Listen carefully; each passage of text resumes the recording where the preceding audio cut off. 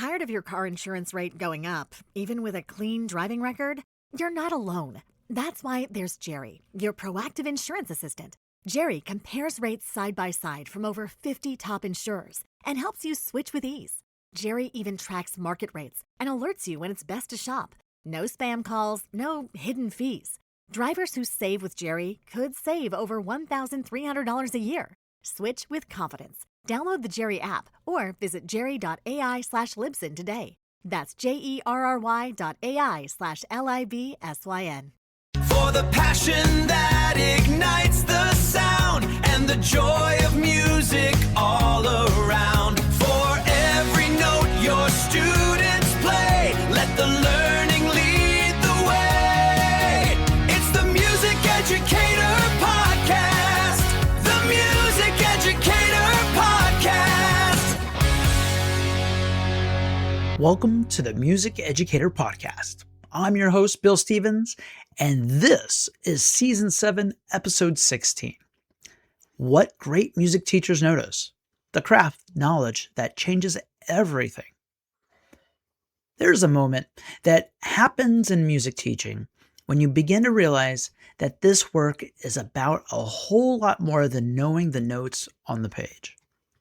Two teachers can stand in front of the exact same ensemble, listen to the exact same performance, and walk away with completely different understandings of what just happened.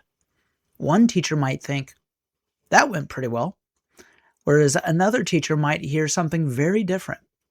They might notice that the pitch sagged during the long tones. They might notice that the balance was upside down, with the upper voices sticking out too much and the lower voices not providing enough foundation. They might notice that the articulation lacked clarity, that the students were playing the rhythms, but not really understanding the shape and style behind them. They might even notice that the real problem was not the students at all.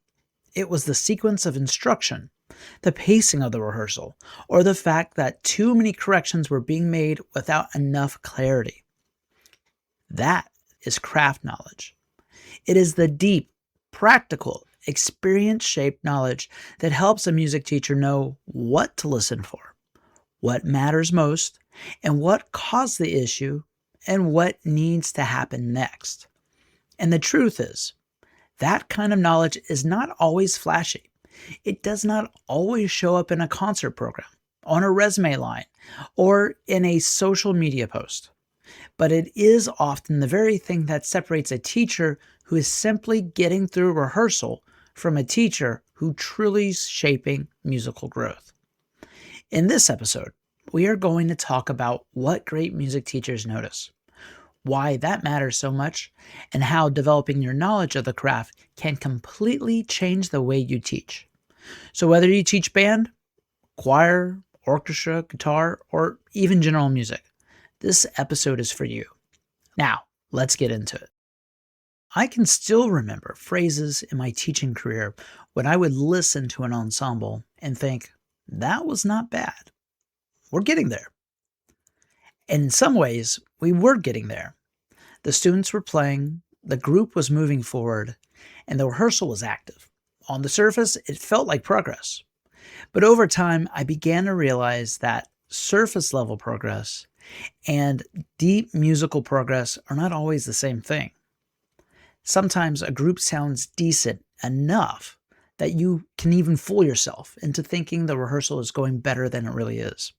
The notes are mostly there, the students are mostly with you, and nobody is completely falling apart. And yet, underneath all of that, there are cracks everywhere.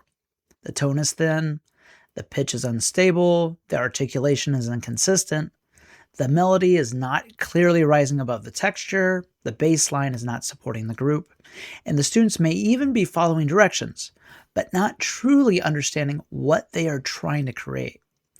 That is one of the humbling things about music teaching. Early on, you often hear the obvious problems first. You hear the wrong note, you hear the late entrance, you hear the student who sticks out. Those things matter. But as your craft develops, you start hearing below the surface. You begin to notice that the late entrance may not just be a counting problem. It may be a breathing problem, or a confidence problem, or a conducting clarity problem, or a sequencing problem because you moved too fast before the foundation was set. And that's where the craft gets deeper.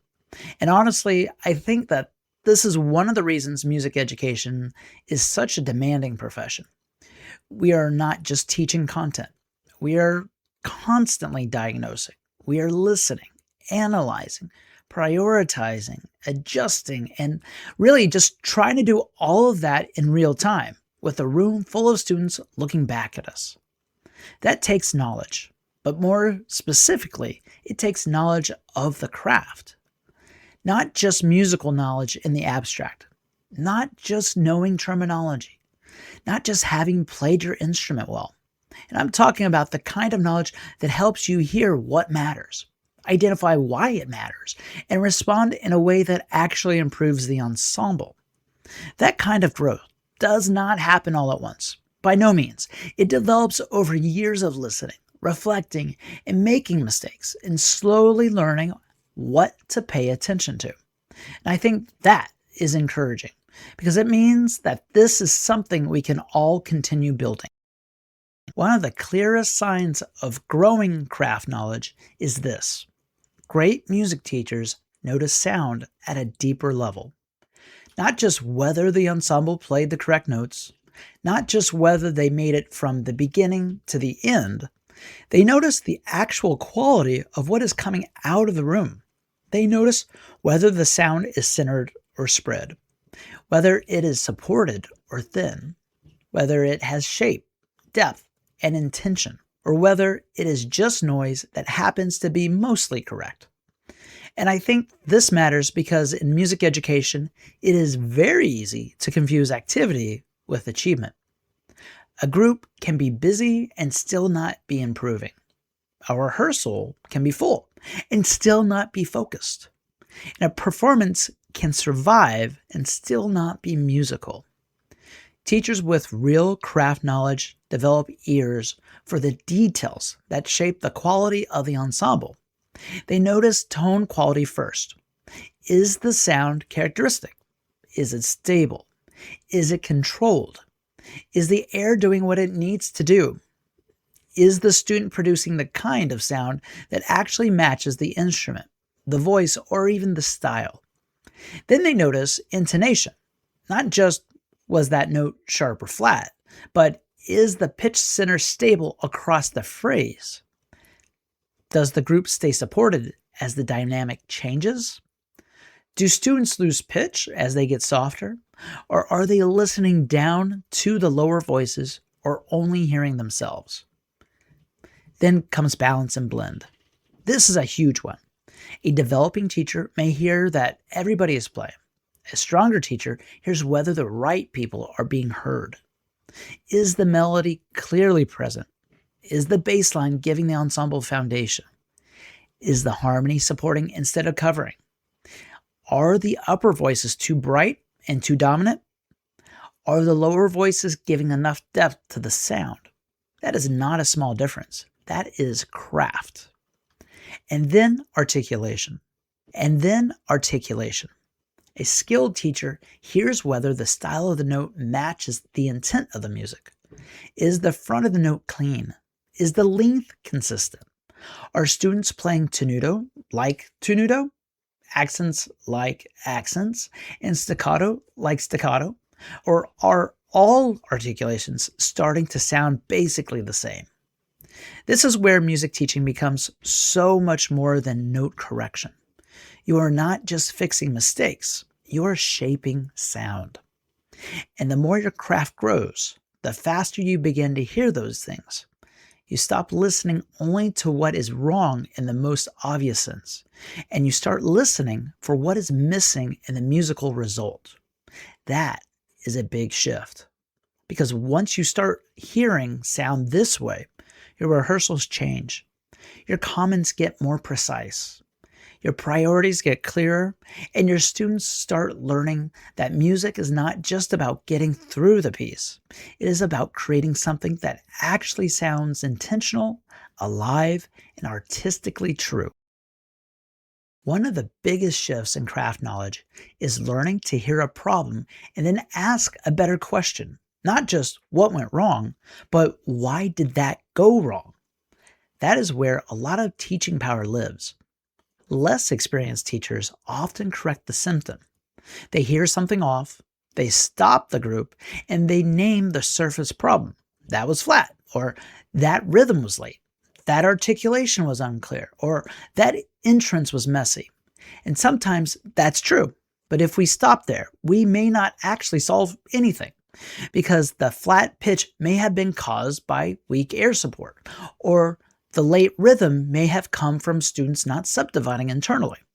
The messy entrance may have happened because the breath was not prepared together, or the unclear articulation may have come from poor hand position, slow air, tension, or a lack of a clear model. This is why knowledge of the craft matters so much. Great music teachers are constantly tracing symptoms back to causes. They know that the first thing they hear is not always the first thing they should fix. That is huge, because once you fix the cause, the symptom often improves with it. For example, if a band keeps dragging, the issue may not simply be that students are lazy with tempo. It may be that the articulation is too heavy, the breathing is not energized, the conducting pattern is too passive, or the students do not fully understand where the pulse is living in the phrase. If a choir sounds unsupported, the problem may not be just volume. It may be posture, breath efficiency, vowel inconsistency, or students trying to sing louder without singing freer. If a guitar class sounds uneven, the issue may not just be that students need more repetition. It may be hand setup, attack consistency, finger preparation, or students not yet having a strong internal model of rhythm. That is the deeper work of teaching. And honestly, this is one reason expert teachers can seem almost magical from the outside. They often fix things quickly, not because they are guessing, but because they have built stronger diagnostic habits. They have seen patterns before. They know what usually causes certain breakdowns. They know what physical habits, rehearsal habits, and listening habits tend to create certain musical results. That does not mean that they're always right immediately, but it does mean that they are asking better questions faster. And I think that is something worth remembering. Craft knowledge is not just knowing more facts. It is building better judgment. It is learning how to connect what you hear to what created it. And when you do that, your teaching becomes more efficient, more accurate, and more transformative because you are no longer just reacting to errors. You are solving musical problems at the root. Another major part of craft knowledge is knowing what to fix first. And that may sound simple, but it really is not. Because in almost every rehearsal, there are multiple things that could be corrected. You might hear weak tone, unstable pitch, uneven rhythm, poor balance, unclear articulation, awkward phrasing, low student engagement, sloppy transitions. The question is not whether problems exist. Of course they do. The real problem is this: which problem matters most right now? That is a craft question. Less experienced teachers often try to fix everything they hear, and that usually leads to a rehearsal that feels scattered.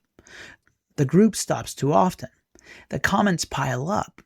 Students hear a long list of corrections, but they do not always understand what matters most. The rehearsal starts to feel heavy, and the musical growth gets diluted. Strong teachers do something different. They prioritize. They know that not every problem deserves equal attention in the same moment.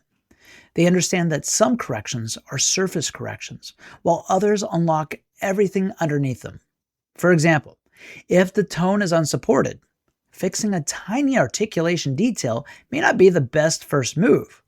If the pulse is unstable, it may be too early to obsess over the shape of the phrase. If the melody is buried, well, it may not matter that the harmony is technically accurate because the listener still cannot hear the musical point. This is where craft becomes powerful. Great music teachers learn to ask, what is the biggest musical barrier right now? What correction will produce the most improvement the fastest? What do my students actually have the capacity to absorb in this moment? And what can wait until later? That last question matters a lot, because part of the mature teaching is recognizing that some good corrections are badly timed corrections. That is a hard lesson to learn. You may be absolutely right about a detail, but if you introduce it too early or too often or at the wrong point in the rehearsal sequence, it can actually reduce clarity instead of improve it. Teachers with strong craft knowledge have a better sense of sequencing. They know when to zoom in and when to keep the flow moving. They know when to stop and when to let the students experience continuity. They know when the room needs one crisp correction and when it needs repetition, modeling, chunking, or a change in approach. In other words, they do not just hear problems, they organize them.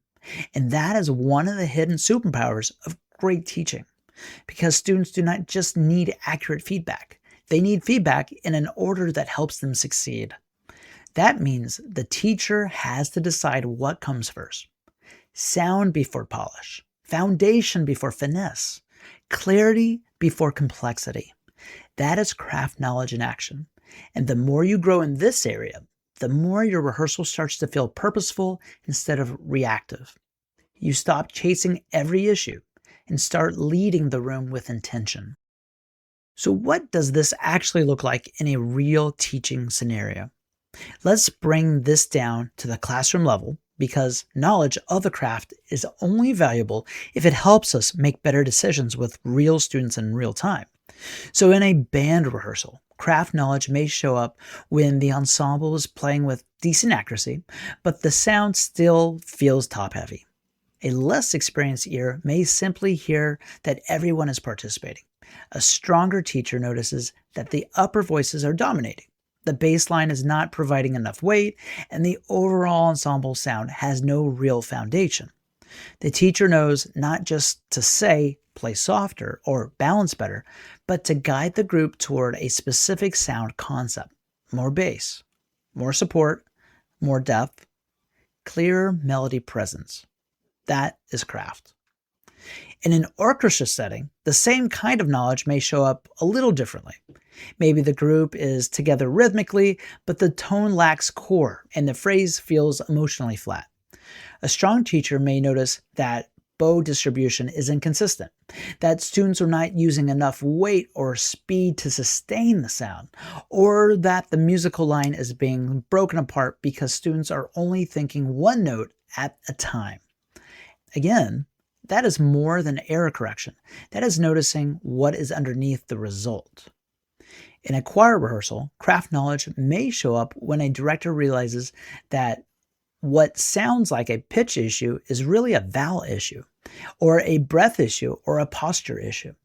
The outer symptom is intonation, but the root cause is something deeper.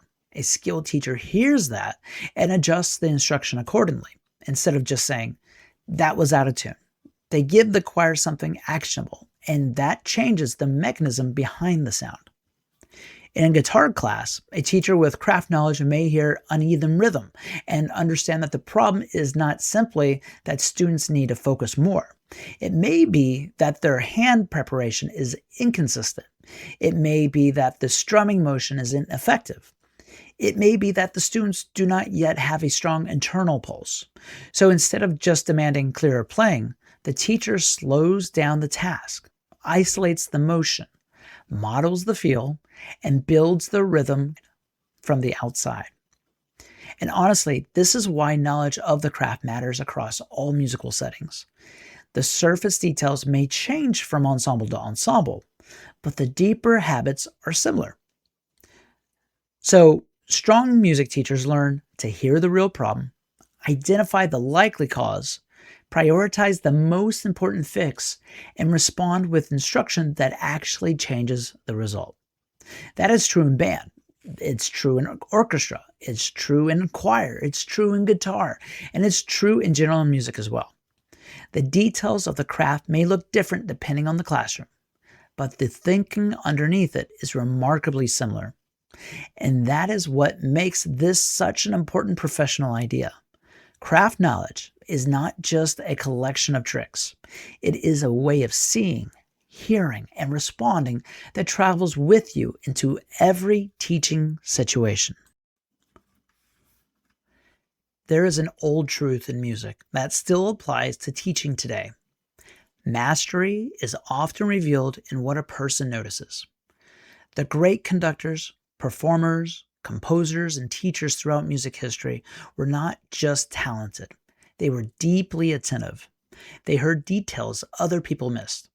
They understood structure, sound, timing, and musical intent at a higher level. And because they noticed more, they were able to shape more. That same idea lives right in our classrooms. Knowledge of the craft is not about trying to sound impressive. It is not about collecting fancy vocabulary, and is definitely not about making teaching feel elite or unreachable. It is about becoming the kind of music educator who listens with depth, thinks with clarity, and responds with purpose. It is about learning to hear beyond the obvious, to look past symptoms and toward causes, to decide what matters most in the moment, and to shape the musical experience in a way that helps students grow faster and more meaningfully. And the good news is that this craft knowledge can be built. It grows when you reflect after rehearsal. It grows when you study strong teaching. It grows when you compare what you intended with what actually happened. And it grows when you ask yourself not just, did they play it, but what did I really hear? And why did that happen? And what should come next? That is where the craft gets stronger. So here's a simple challenge for this week. In your next rehearsal, lesson, or class, pick one thing to notice more deeply. Maybe it's tone. Maybe it's balance. Maybe it is the cause behind the rhythmic instability. Maybe it is your own sequencing and pacing as the teacher. But choose one part of the craft and sharpen your awareness there. Because great music teaching is not just about working harder. Very often, it is about noticing better. Thank you for joining me for the Music Educator Podcast. Again, I'm Bill Stevens, and this was Season 7, Episode 16, What Great Music Teachers Notice, the craft knowledge that changes everything. For more resources, tools, and content designed to help music educators grow, head over to themusiceducator.com. And if this episode gave you something useful to think about, share it with another music teacher who cares deeply about the craft. Also, I'd love to hear from you. What is something that experienced music teachers notice that developing teachers often miss? That would be a great conversation to keep going. Thanks for listening, and I'll see you next time. Dryness is one of the biggest challenges for curly hair, and many products, they clock out after wash day. The new Ultra Moisture collection was literally designed with our hair in mind. Curls, coils, all of it. Powered by Botana oil and Jamaican black castor oil, which means the science is actually doing the work. Clinically proven to help retain moisture for up to 5 days. This means nonstop moisture for up to 5 whole days. The shampoo gently cleanses without stripping. The mask deeply conditions and helps reduce breakage. The leave-in adds rich moisturization with hyaluronic acid. And the curl cream wraps every curl in luxurious hydration with long-lasting definition. No sulfates, no parabens, no silicones, no mineral oils. Just nourishment without the compromise. Because here's the thing, your hair deserves products that actually understand it. Moisture that starts at the root and keeps going well past wash day. That's the Ultra Moisture collection from Cantu. Explore their full line, built for every curl pattern, every hair routine. Available now at Walmart. Go get it.